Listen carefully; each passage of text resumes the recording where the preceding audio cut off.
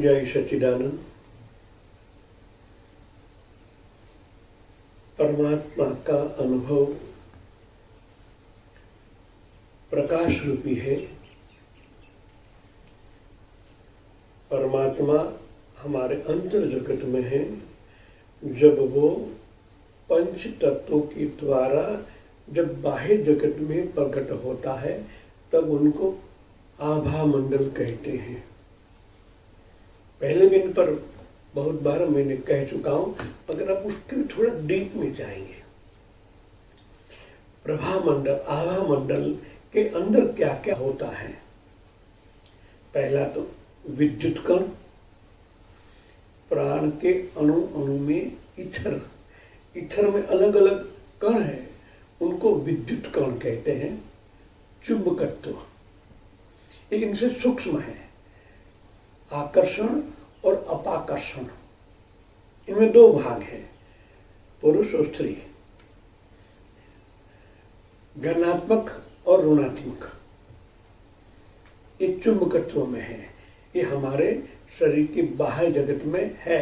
इनके मूल अंदर जगत है, मगर बाहर प्रकट होते हैं तब उनको चुंबकत्व कहते हैं। साइंस रेडियो विकिरण स्तर की चेतना युक्त ऊर्जा बढ़ी रहती है, दिखाई नहीं देती फिर भी है। आज तो साबित हो जाता है कर्लियन फोटोग्राफी से। इसे यंत्रों से भी जाना व मापा जा सकता है और समीरवर्ती लोग इनको अपने शरीर और मन पर पड़ने वाले अदृश्य प्रभाव के आधार पर अनुभव कर सकते हैं।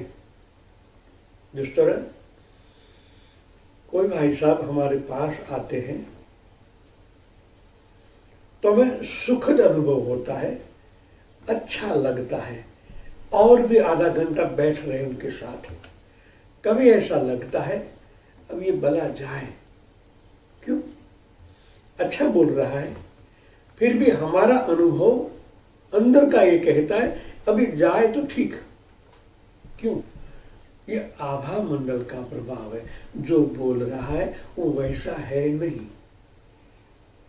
आप उनको अनुभव से समझ लेते, मजा नहीं आती इसमें। कोई अच्छा बोलता फिर भी कुछ नहीं मजा आता है। ये मजा न आना उनका आभा मंडल आपके साथ एक स्तर पर, एक लेवल का नहीं है। आप पॉजिटिव हो तो नेगेटिव है, कुछ अंदर से अनुभव अलग होता है। कई व्यक्तियों की समानता अनायासी बड़ी सुखद, प्रेरणाप्रद और हितकर होती है और कईयों का सानिध्य अरुचिकर, कष्टकर प्रतीत होता है।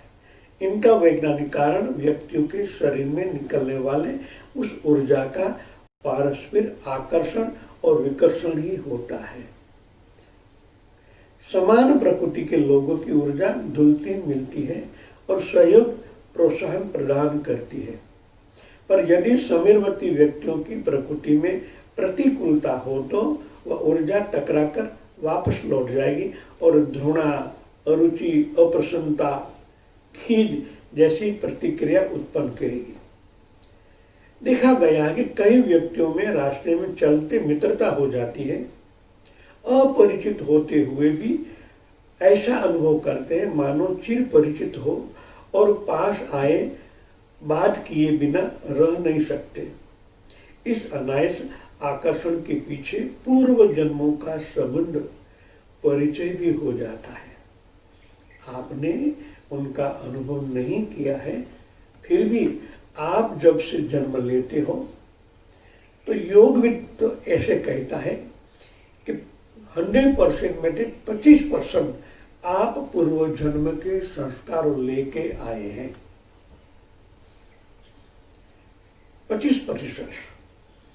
जब ऐसी व्यक्ति आपको मिलती है तब वो हमारे जो कर्म है पूर्व जन्म के लेन देन के एक्टिव हो जाते हैं। उनको टच होने से ऐसा लगता है, मिलने से ऐसा लगता है कहीं जन्मों से नहीं मिले, कितने साल से हम नहीं लेने, ऐसा लगने लगता है मिले अभी है। मगर हमारा अंतर जगत ऐसा कहता है हम तो कई बार मिले हैं, कई बार आपके अज्ञात मन में वो रेकॉर्ड है। अब ये जागृत मन तो अभी बना है, उनके बस की बात नहीं है, मगर अज्ञात में ये पड़ा हुआ है और अलग भाव उनके प्रति प्रकट होता है। जाने कई जन्म समय मिले हैं, भाव बढ़ता ही जाता है, फिर अलग होते फिर भी कहते हम फिर एक बार और मिलेंगे। ये भाव यही है।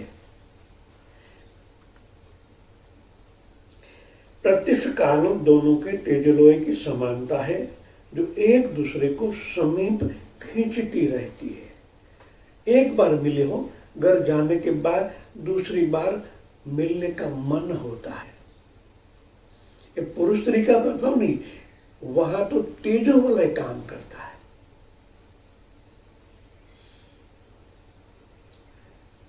बात की बात में वो परस्पर परिचित, घनिष्ठ और विश्वस्त बन जाते हैं। तर्क के आधार पर यह आकर्षण भावुकता मात्र प्रतीत होता है और ऐसी जल्दबाजी में खतरे की आशंका भी की जा सकती है, पर तथ्य इनके प्रबल होता है। इन संभावनाओं को निरंतर करते हुए घनिष्ठता उत्पन्न कर दी देती है।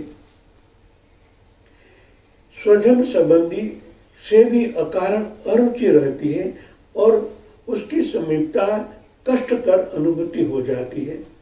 ढूंढने पर वैसा कुछ कारण प्रतीत नहीं होता, तो भी ऐसी विषमता बनी रहती है। इसमें आभामंडल के कंपनों में ऐसी असाधारण विपन्नता ही प्रधान अवरोध होती है। इसी को कवियों ने प्रकृति मिले मन मिले अनमिल से न मिलाए इस युक्ति के साथ चिंतित किया गया है। यह प्रकृति मात्र आहार विहार वेशभूषा आदि की समानता पर निर्भर नहीं रहती, वरन कारण गहरा होता है। इसे तेजो बल के स्तर की समानता में ही खोजा जा सकता है। इतनी गहराई में जब आप ध्यान में प्रविष्ट होते हो तब उनकी छवि अंकुरित होती है। मानो किसी को मिल लिया, दूसरे दिन, हफ्ते के बाद, महीने के बाद जब प्रगाढ़ ध्यान लगता है, तभी फिर से उनका तेजो वलय आपके हृदय में उत्पन्न होता है। तो जो कनेक्शन हो गया वो अमिट है, वो मिटता नहीं है। मिल लिया दूर हो गया ऐसा नहीं है। ये अंतर जगत का गत जन्म का है। गत जन्म में मानो 5-25 साल हो गए, फिर भी उनको देखने के बाद एक अलग आत्मवंचना निकलती है, ये मेरा है। ये 25 साल बाद भी या 50 साल के बाद भी, अभी आपकी क्या उम्र है उन पर निर्भर है। आप 30 साल के हो, मगर पिछले जन्म में वो कभी मिला था, कितने साल वो भी हो गए, 30 साल तो ये है। फिर भी अमिट छाप अपने अंतकरण में वो स्थिर हो जाती है। जब मिलते हैं तो प्रगाढ़ होने लगती है, फिर से वापस जागृत होती है, मिलने की इच्छा प्रकट होती है। तो ये होने से धीरे धीरे प्रबलता के साथ जो परमात्मा कई जन्मों के हमारे साथ है, जैसे जैसे गहराई में जाते हैं तब ऐसा लगता है कुछ अलग सा भाव ईश्वर के प्रति भी होता है। इनका कारण यही है कि जब मन शांत होता है तो उनके आवरण जब हटते जाते हैं तब अंदर की प्रभा आभा प्रकट होने लगती है। जय सच्चिदानंद।